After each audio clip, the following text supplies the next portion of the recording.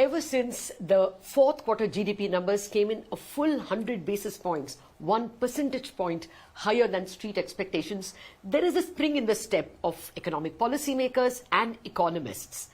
For policymakers more so because it means a little more elbow room. Indian macros are at their best. Growth better than expected, inflation lower than expected, current account deficit lower than expected. So that gives more policy maneuvering room. I have with me someone who combines the best of policy making and economic thinking. I have with me the Chief Economic Advisor, Dr. Anantha Nageswaran. Dr. Anand, thank you very much indeed for sparing time for us, and my thanks to the Morgan Stanley team for arranging this. Well, first up, yes, it's an excellent number, much better than even the government forecast, even RBI forecast. Right. What does that mean for you? Are you going to up the current year's forecast? No, first of all, those numbers were obviously, as you mentioned, better than expected. But then I was not particularly surprised because when the third quarter numbers came out, there were a lot of concerns about loss of momentum, etc. And I was at that time explaining to members of the media and others that those were because of the previous year's upward revisions, which kind of suppressed the base effect, played a big part. And I said the underlying data were strong enough that the fourth quarter will see a rebound, but this rebound has been very strong, which is good. And I think the momentum is sustaining in the current financial year based on 2 months of data which we are seeing so far.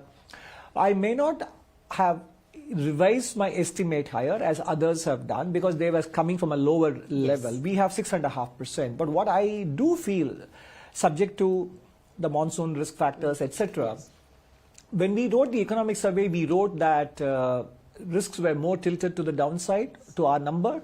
But now I'm more comfortable saying that the risk to this number is more evenly balanced rather than tilted to one side. That is the step up in the level of confidence we have about the economy's ability to achieve that 6.5% real GDP number that we have penciled in. Okay. But, incoming data has been very strong. I mean, almost all US data have surprised to the upside. That's right. The latest jobs data being even more spectacular. Even in China, where April is a slowdown, the first quarter was, above expectation, Jan, Feb, March. Now, actually, just today or, in the last 24 hours, Goldman Sachs has revised down the chances of a recession from, I think, 35%, the odds are now 25% or less. So if the overall global headwinds are being seen as less, you don't think that our chances improve in terms of higher growth? No, I mean, I would say that it is both good and bad. Not bad, it's a mixed bag for us because in general, global economy may not go into a recession, or the US economy for that matter, etc. Although Germany is not doing well, but US numbers have been surprisingly resilient, etc. All that is fine. But it is not that the global economy is firing on all cylinders for us to say that the trade contribution will be substantially higher because of that. It is not slowing as we might have feared, but it is not that it is sort of coming off the starting blocks with a great momentum. That's not the point.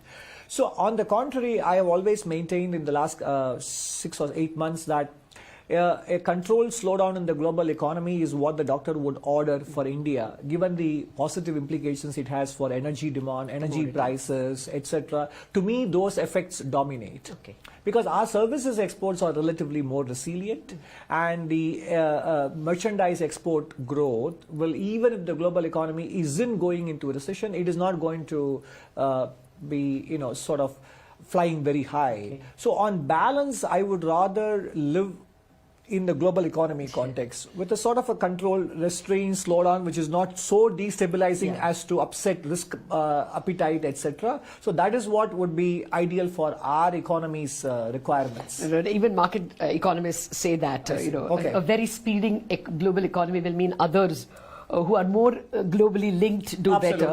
We are a little more domestically oriented. Sure. But I'll, time permitting, come back to the current account deficit and the services exports, which have been such a brilliant performer. Let me just finish the GDP question.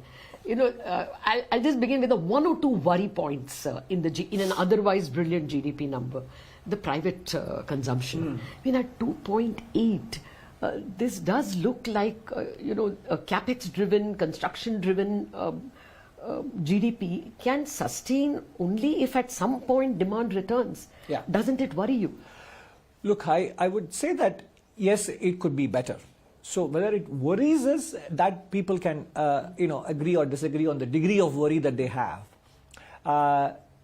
First of all, private consumption overall as a share of GDP is at 58.5%. Yes, there is there is no clear momentum at the moment. But we know that pockets of urban consumption are doing quite well, whether it is hospitality industry, air travel, or four-wheeler sales, etc. But on the rural side, especially non-farm rural side, there is a concern, because if you look at the rural economy per se, in the farm sector, tractor sales have been exceeding numbers well above the even pre-pandemic levels, etc.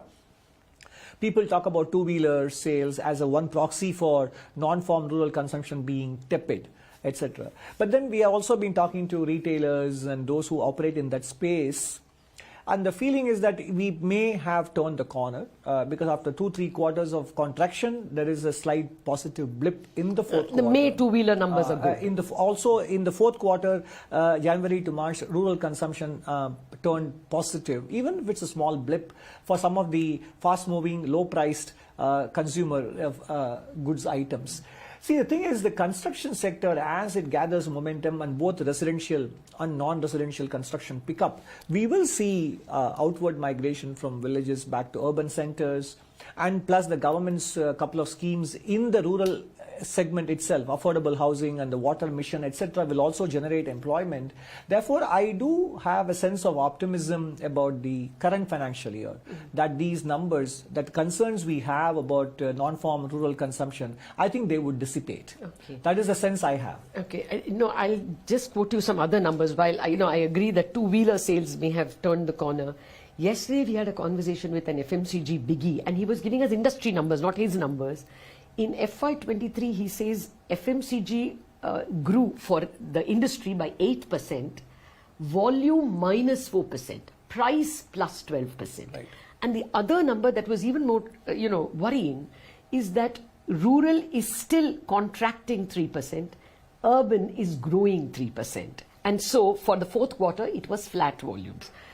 That is the big worry, Right. isn't it? No, the FY23 you pointed out, right? That's why I also said the first 3 quarters of FY23 on specific items which are consumed by low-income segments of the population, they were contracting, and that is what we heard from some retailers we spoke to. But what they say is in the fourth quarter there was a pickup. There was a small pickup. The contraction had reversed. I'm talking about only for the He fourth said quarter. flat.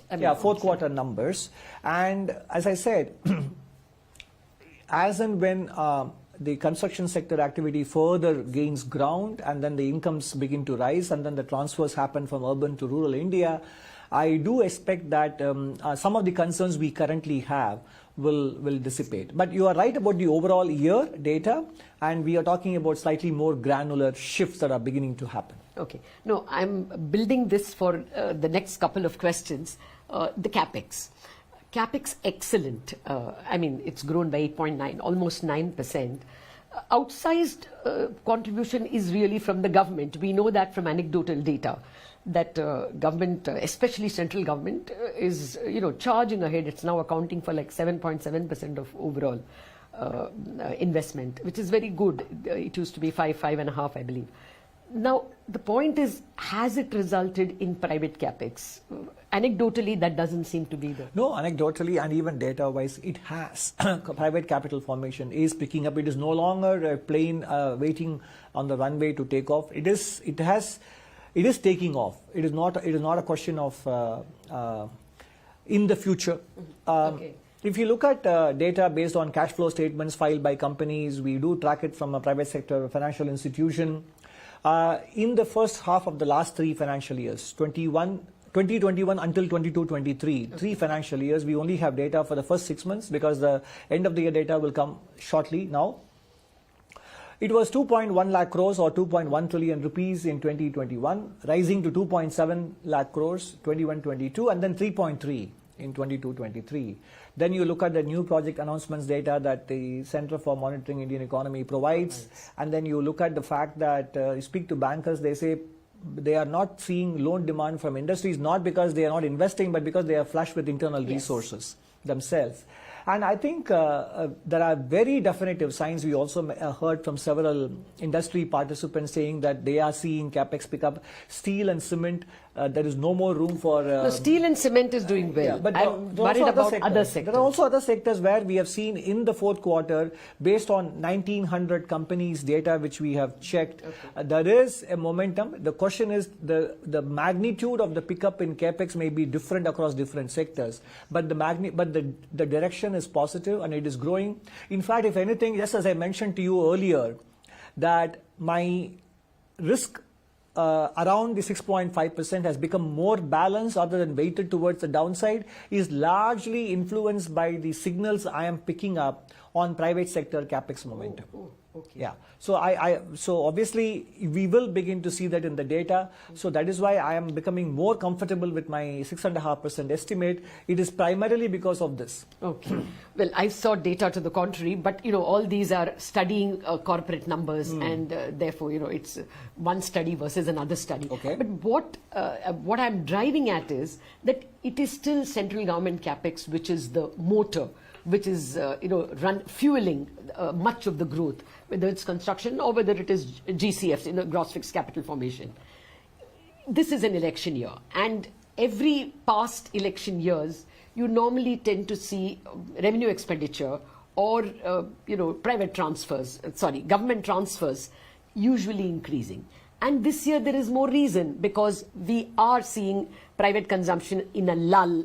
At best, your theory is that it may be flat, it is not contracting. So that is the big fear of the stock markets, investors. Will government slow and take away from capex and go over to revenue expenditure or transfers? Because it is an election year and because there is a need. Consumption is lagging. No, there is no thinking at this stage. We believe there is no thinking at this stage to de-emphasize the public investment expenditure that was penciled in the budget and to shift it. Because we do believe that the government is continuing to provide adequately for the consumption needs of the population, especially the low income and poor segments. And we also believe that organic growth will begin to happen. So there is no thinking at the moment that there is a need to shift resources from productive to non-productive transfer-based expenditure. There isn't one. Anything you've noticed in terms of state government capex picking up? So again, I mean, state governments, we know that there are capacity issues and spending capability issues and so on. But again, I would say even there, I would say on an actual to actual basis, incrementally, state capex has registered a positive growth in 22-23. But the year has just got over when we wouldn't have got data from all states. But we do believe it will be in high single digits. In terms of the growth in state government-led capex. Okay. Well, with this, let me come back to what you first raised in terms of India's external performance and the likely global headwinds. Do you see a greater deceleration?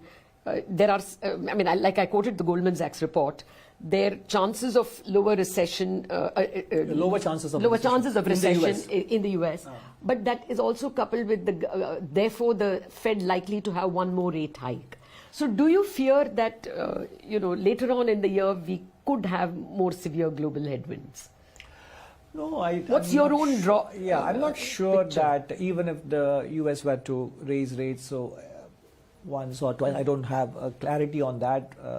I really do not believe that it would make a huge difference to our economic prospects. If anything, as you saw in the last few days, there was sort of a unilateral production cut by Saudi Arabia on the oil side, but so far it has not had a big impact on the prices of crude oil. It's simply because I think the general feeling is that at the margin, if anything, you are more likely to see global growth momentum slowing. We can discuss whether the momentum deceleration is how strong or how weak it is, but that is what we expect on the back of the last 1 year of rate increases, and in some countries rate increases are still happening, for example Australia, etc. So I do not see headwinds having weathered all these aggressive rate increases in 2022 and sort of into the initial months of 2023. I don't see them creating big headwinds for us. Okay. That will be important as we go ahead. Mm-hmm. One factor in terms of external, which seems to be disappointing us, we have done very well in exports, services exports, and I'll come to that in just a bit, FDI, the latest number which RBI released is looking a bit, disappointing. Not scary, but disappointing. We've done, at least net FDI is about the lowest in like 7-8 years.